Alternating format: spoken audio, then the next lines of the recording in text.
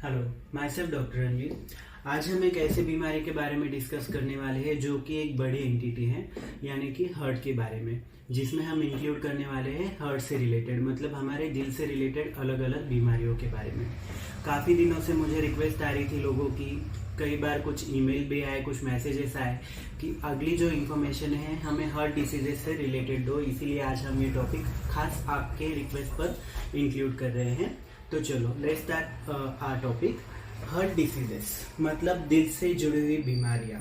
कि मैंने आपको अभी बताया कि हार्ट डिसीजेस एक बड़ी एंटिटी है जिसमें काफ़ी सारी अलग अलग बीमारियां आती हैं। अभी मैं आपको उसके एग्जांपल्स यानी कि कुछ उदाहरण बताता हूँ।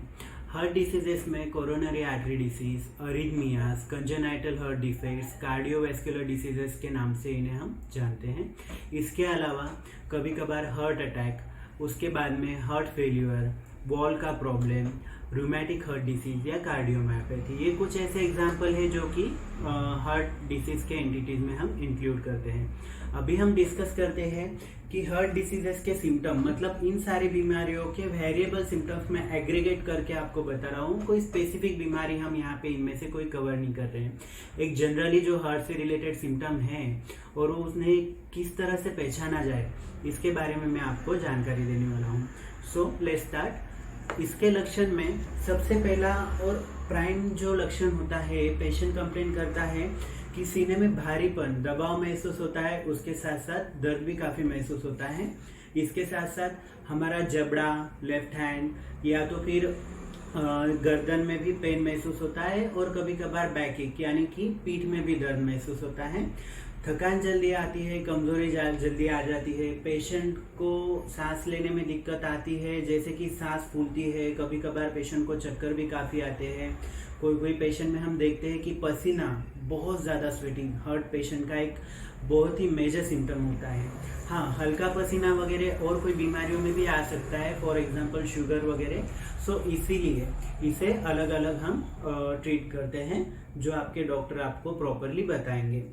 कभी कभार इनमें सूजन भी आती है और थोड़ी बहुत खांसी भी रह सकती है। अभी हम डिस्कस करते हैं इसके रिस्क फैक्टर्स के बारे में। रिस्क फैक्टर ये ऐसी चीज़ होती है जिससे हमारी दिल की बीमारियां बढ़ने के चांसेस और ज़्यादा बढ़ जाते हैं, और इन बीमारियों के वजह से कोई हमें तकलीफ ना हो, इसीलिए हम इसे टालें, यही बेहतर होगा।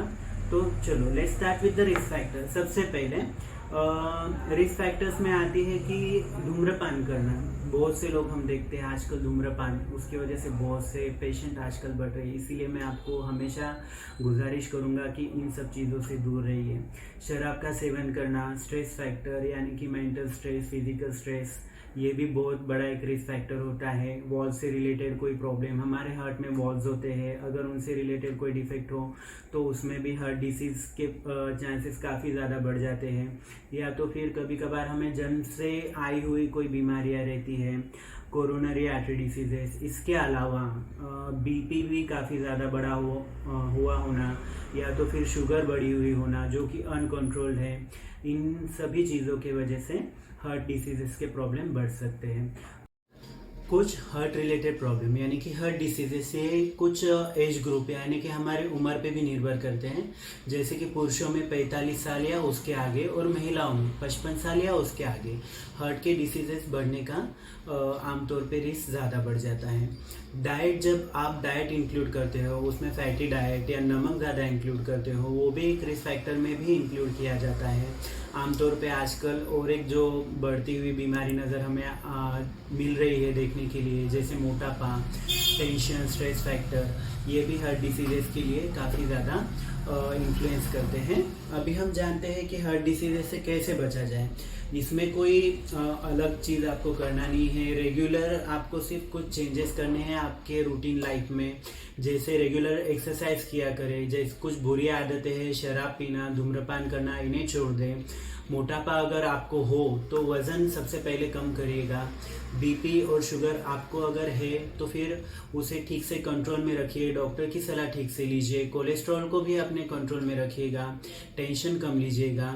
और हाँ, अपना बीएमआई कंट्रोल में रखिएगा। अभी जानते हैं कि डायग्नोसिस कैसे किया जाए, मतलब आपके डॉक्टर आपको कौन से टेस्ट या क्या करने के लिए कह सकते हैं कि हार्ट से रिलेटेड आपको प्रॉब्लम है या नहीं, ये जानने के लिए।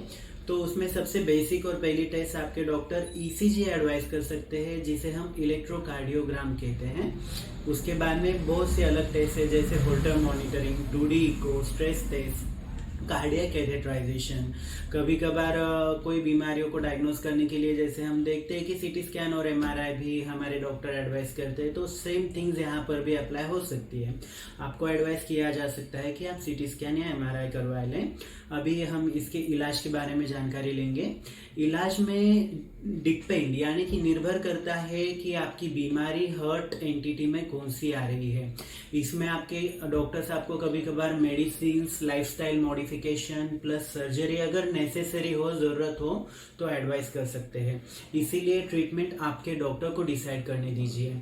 अभी हम इसके कॉम्प्लिकेशंस के बारे में जानकारी लेंगे। हार्ट डिसीजेस से रिलेटेड कॉम्प्लिकेशन में एन्यूरिज्म हो सकता है, कभी कभार पेशेंट को स्ट्रोक जैसी बीमारी से भी सफ़र करना पड़ सकता है, जैसे कि हार्ट अटैक। इसीलिए मेरी आपसे ये सलाह रहेगी कि अपने डॉक्टर की सलाह और गाइडलाइन प्रॉपरली फॉलो कीजिए। अगर मैंने हुए बताए सिम्टम में से आपको कोई परेशानी या सिम्टम नज़र आते हैं तो इसे नज़रअंदाज ना करते हुए फ़ौरन अपने डॉक्टर की सलाह लीजिए। वो जो भी मेडिकेशन देंगे, अगर आपको बीमारी डायग्नोस होती है, नहीं होती है, या लाइफस्टाइल मॉडिफिकेशन जो भी आपको सलाह देंगे उसे प्रॉपरली फॉलो कीजिए।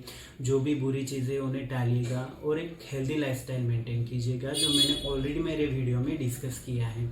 अपने डॉक्टर को डिसाइड करने दीजिए, क्योंकि हार्ट रिलेटेड प्रॉब्लम से कोई छोटी मोटी या आम बीमारी नहीं है, ये घातक भी साबित हो सकते हैं। इसलिए अपनी सलाह डॉक्टर की प्रॉपर लीजिए। ऐसे ही हार्ट रिलेटेड प्रॉब्लम से जानकारी के लिए या और कोई बीमारी के जानकारी के लिए आप मुझे मेरे दिए हुए ईमेल पे मेल कर सकते हो या कमेंट बॉक्स में कमेंट भी कर सकते हो। साथ ही मैंने अपना मोबाइल नंबर भी प्रोवाइड किया है, जिसमें सेम मोबाइल नंबर मेरा व्हाट्सएप के लिए है, जहाँ पे आप मुझे कांटेक्ट भी कर सकते हो या व्हाट्सएप मैसेज भी कर सकते हो। और रिलेटेड मोर इन्फॉर्मेशन या और एक्साइटिंग वीडियोस के लिए स्टे ट्यून, स्टे कनेक्टेड। और हाँ, साथ ही मेरे यूट्यूब चैनल को और जानकारी और वीडियोस के लिए लाइक, शेयर, सब्सक्राइब करना ना भूलिएगा।